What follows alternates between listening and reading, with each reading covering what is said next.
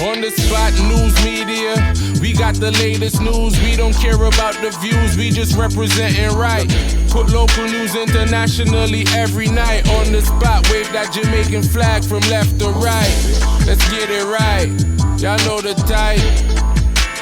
We ain't dealing with the hype, we make it take flight.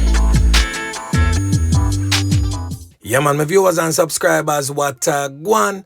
A blessed and wonderful Thursday morning to each and every person out there tuning into On The Spot News Media. Now my peeps, I don't know how we do it over on this side each and every morning.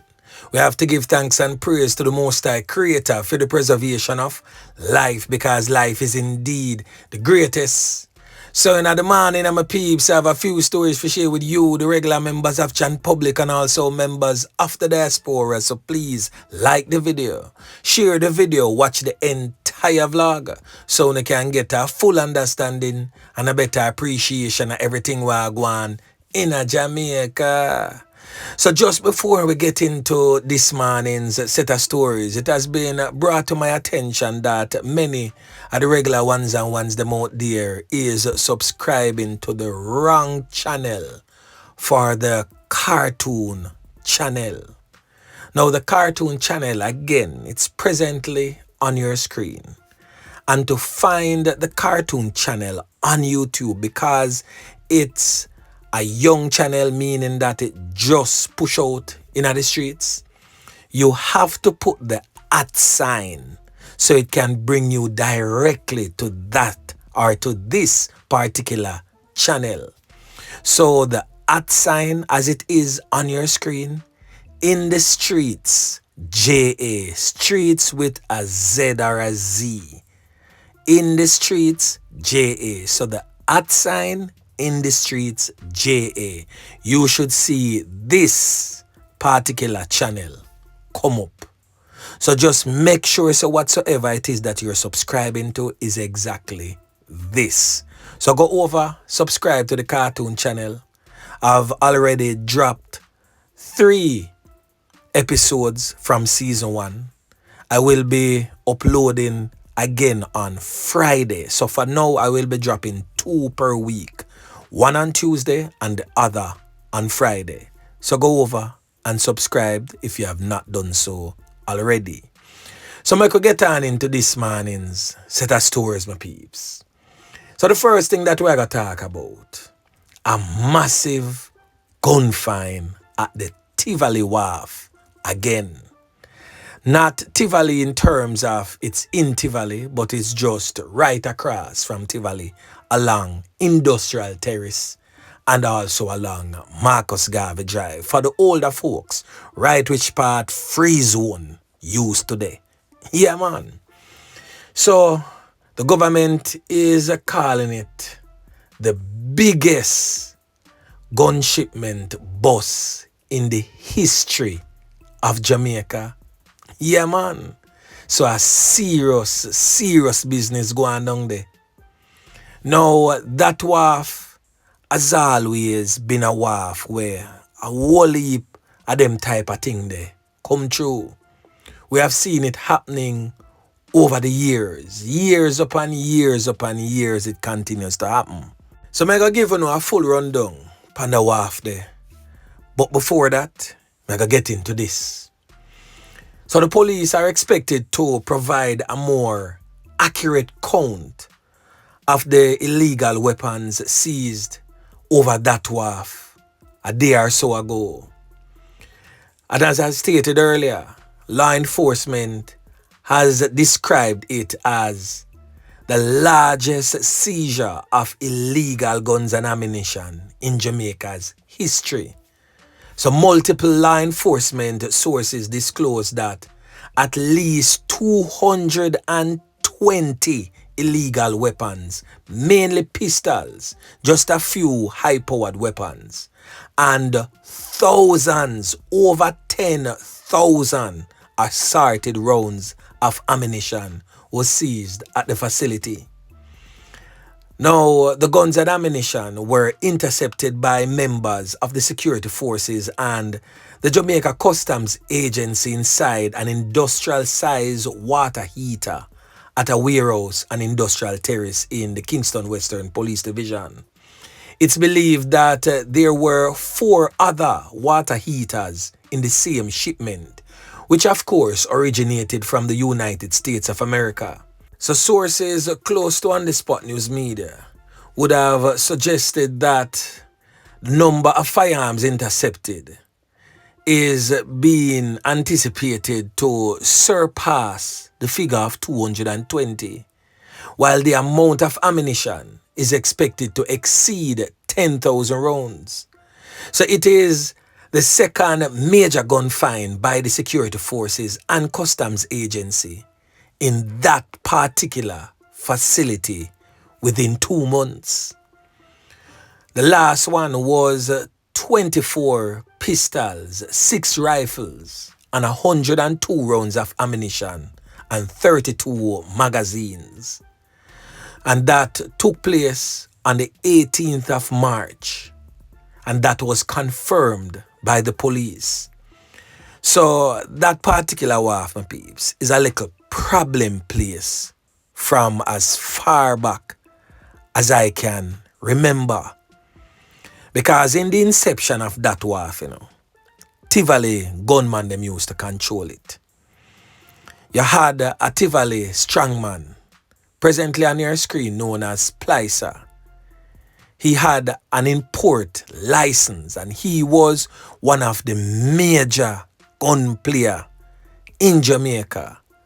Because Tivoli man not really too in the politics type of thing, to be honest. The man they in the money making business. So if you're PNP and you want to carry in certain things as long as the money right, Splicer the man for bring it in for you. Yeah, man. So a whole heap of firearm come in through that particular Wharf there. Years upon years upon years without being detected. But since the government put some different type of machinery in place and have a more stronger command over the day-to-day runnings, where customs, soldiers and police really have a more say-so in the day-to-day runnings. And that's why you see so much I get bust now in the Wharf there. Now a thing that is cause for concern. The last firearm seizure and this one presently that we are talking about came from the same shipper, and this is fact. The very same shipping company shipped those firearms. Now I'm not casting blame or pointing fingers on the shipping company, hence the reason why I'm not calling their names. But what happens with these shipping companies? The man farming company have containers and people just put stuff in the containers. There is nothing set in place in America to scan whatsoever items that is being shipped to Jamaica. So the onus is on Jamaica to scan the stuff when they get here. So basically, to how the thing run loose in a Farin, you can pack a dozen dead body in one shipment and send it come and nobody in a Farin now go figure out that because nothing is set in place to check a shipment before it leaves the shipment point in America to wherever it go. So the onus is on us in Jamaica to check every single thing before it is allowed to enter and onto our nation's streets. I do believe if the government are going to keep that Wharf open, I think that they should allow members from the Jamaica Defense Force to have a more say-so over the day-to-day runnings of that particular Wharf. And if that can't be done, I would say let's do away with that particular Wharf. Because over the years, they have been doing way too much that is to the demise of our country. Yeah, man.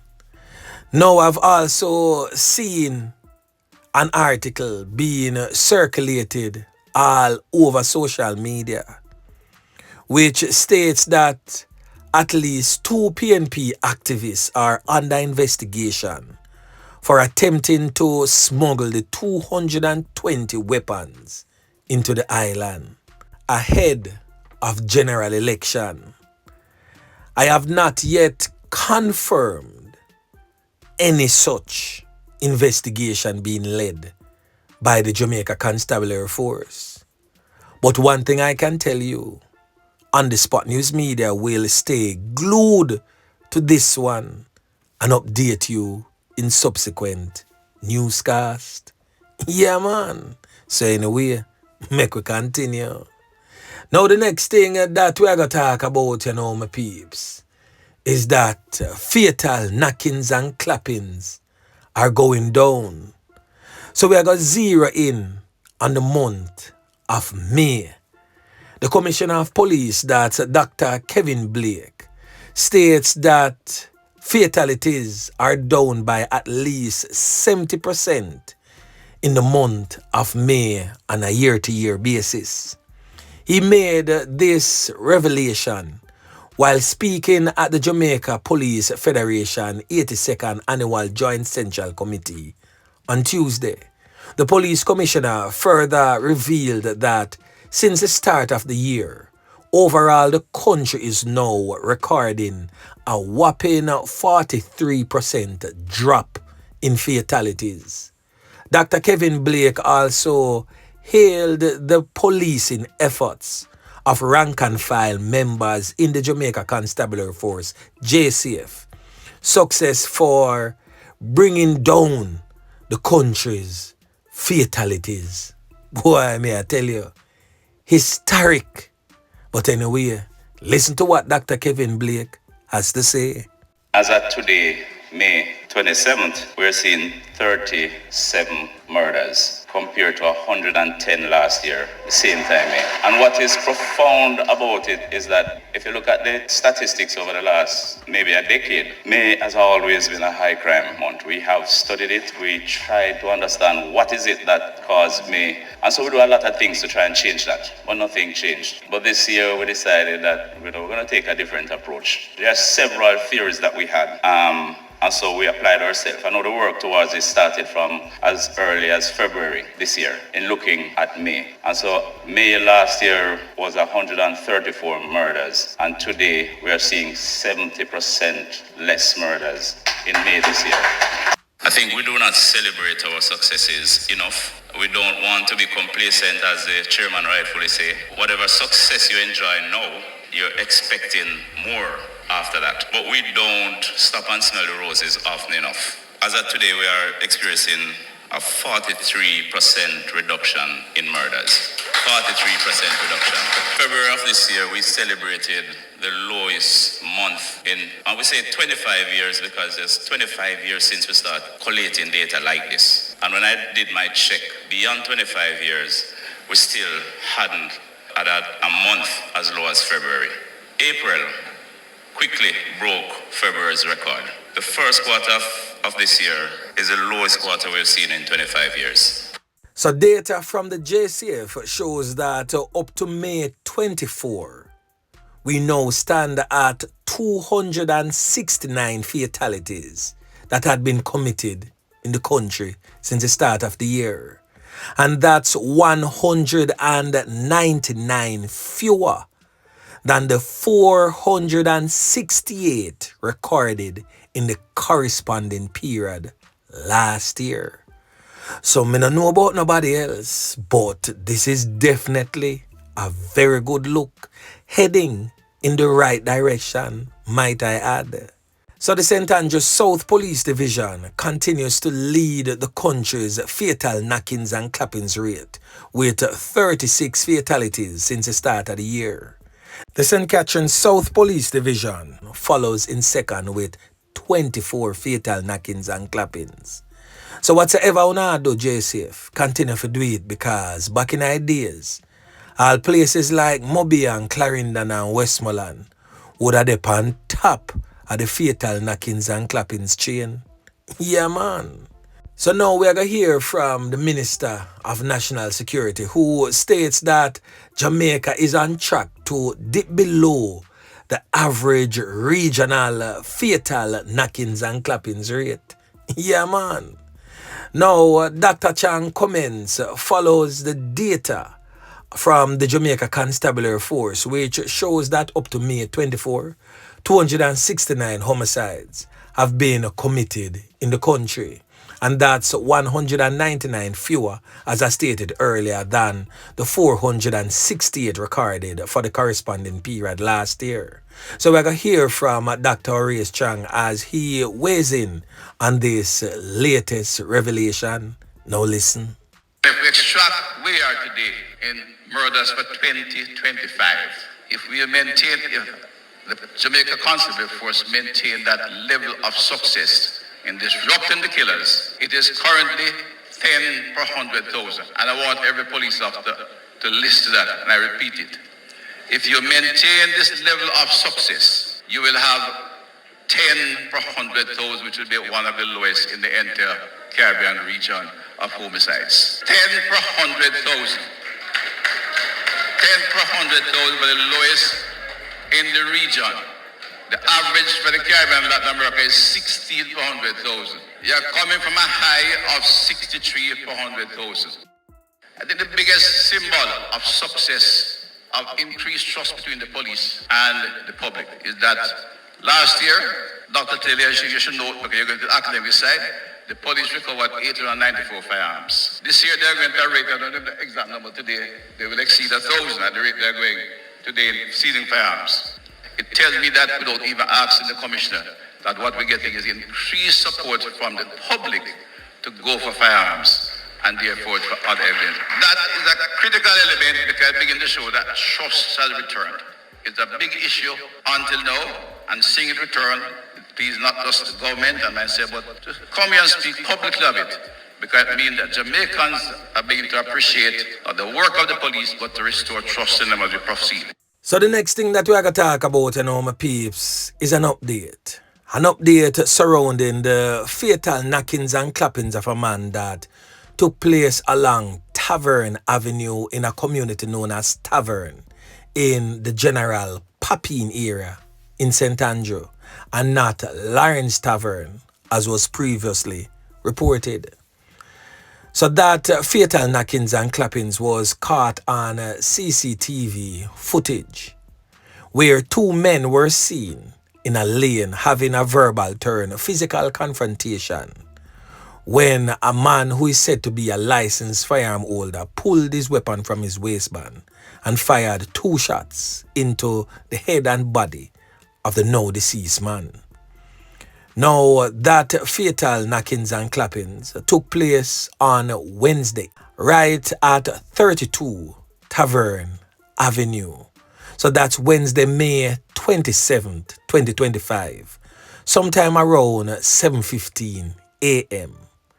Now, the victim is presently on your screen, said to be identified as Norris Farquharson, said to be 57 years of age, businessman of 32 Tavern Avenue. So him basically lose him 3 pints right on yard gate.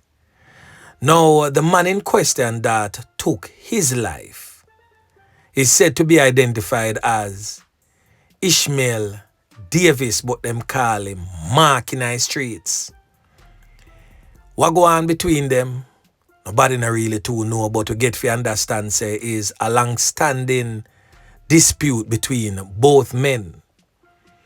Now, the man in question that took the life of the now deceased is behind bars, as he was arrested by the police right after the knockings and clappings go on. So he's still behind bars pending further investigations. And I do hope that the police them keep him same place, because what we have all seen unfolded right here on this channel was brawling murder. Boy, may I tell you, the thing rough.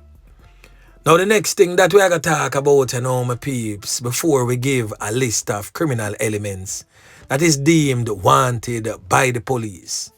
This criminal element here, presently on your screen identified as GvN Heard, come from St. Mary, who was wanted for a slew of firearm related activities, was fatally taken out by cops somewhere in Kingston. We don't get the full details on it as yet, but one thing's for sure, GvN Heard, aka Bones, is definitely no more, as maggots will be having its way, and the name Bones will most definitely become a reality. It's rough, but anyway, make we continue. Now we have a list of criminal elements that has been deemed wanted by the police. And if none of you not take heed, me can tell you say some of you at some point in time I go end up just like GvN Heard, laying down lifeless on a block of ice in a morgue. So now first on your list has since been identified as Devar Hodges, but them call him Skido or Blackhead in our streets, and he's wanted by the police for a wounding with intent with a firearm. So that simply means knock it and clap it pan smart if you take them 3 pints, but the person did not lose it. They remained alive. He frequents Spanish Town, St. Elizabeth, Westmoreland and Rockfort, says a brother, where they all boat. So the next criminal element present on your screen has since been identified as Andrew Dixon, but them call him Barton, presently on your screen. Now he's wanted for a wounding with intent with a firearm. Same thing, knock it and clap it pan smaddy, but the person survived. Now this criminal element here frequents the Buff Bay area in Portland and also the general Portland Port Antonio community. He's also a man who is said to frequent Highgate in St. Mary. So the next one presently on your screen has since been identified as Travis Grizzle, but them call him Baggio in our streets. Wanted for the same thing, wounding with intent with a firearm. Now this criminal element here frequents the Petersfield area in Westmoreland, Green Island in Hanover, and also Sandy Bay in Hanover. The next criminal element presently on your screen has since been identified as Orlando Gray, wanted for fatal knockings and clappings. He frequents the general Gregory Park community, Portmore and Awol and the wider St. Catherine. He's also known to frequent an area known as Seven Heights in Maypen, Clarendon. Yeah, man. So the next criminal element presently on your screen has since been identified as Tavares Navarco Brown, but them call him Brown Chaps or Red Man in our streets, wanted for fatal knockings and clappings. He frequents Stephen Street in the general Almantown community and the general Kingston 4 areas. He also frequents Rockfort and Bull Bay. So the next criminal element presently on your screen has since been identified as Delano Leslie, but them call him Crazy or Brown Man. Now he is wanted for fatal knockings and clappings. Frequents Johnstown in Hanover and the Cornwall Mountain community in Westmoreland. The next criminal element presently on your screen has since been identified as Alex Coburn, but them call him Lex or Lexi in our streets. He's wanted for fatal knockings and clappings also. Frequents the Dover community, the General St. Mary, Enfield St. Mary, Long Road in St. Mary, Waterloo, Irwin, and Tarspen in St. Catherine. So this criminal element here traverses the streets all about. So the next criminal element presently on your screen has since been identified as Andre Curtis Lewis. Them call him Bigger in our streets. He's wanted for fatal knockings and clappings. This criminal element here frequents Park Lane and 100 Lane. Next criminal element presently on your screen has since been identified as Panif Broomfield, but them call him Chang in our streets, wanted for knockings and clappings with intent. Frequents Effortville, frequents Pleasant Valley, and also the General Clarendon Police Division. The next criminal element presently on your screen has since been identified as Janai Birch, wanted for knockings and clappings with intent. Frequents Gregory Park in Portmore, St. Catherine. And last but most definitely not the least is a criminal element identified as Desmond Kelly, but them call him Chuku in our streets, wanted for knockings and clappings with intent, among other firearm related type of crimes. He frequents Freetown in Clarendon and Old Harbour Bay in St. Catherine. Yeah, man. So anyway, my peeps, anyone knowing the whereabouts of any one of these criminal elements listed by On The Spot News Media, please alert the nearest police station. Yeah, man. So anyway, remember to like, share, subscribe to the channel. Stay tuned to On The Spot News Media as I continue to bring you fresh news and updates in subsequent newscast. On The Spot News Media. Yeah, man.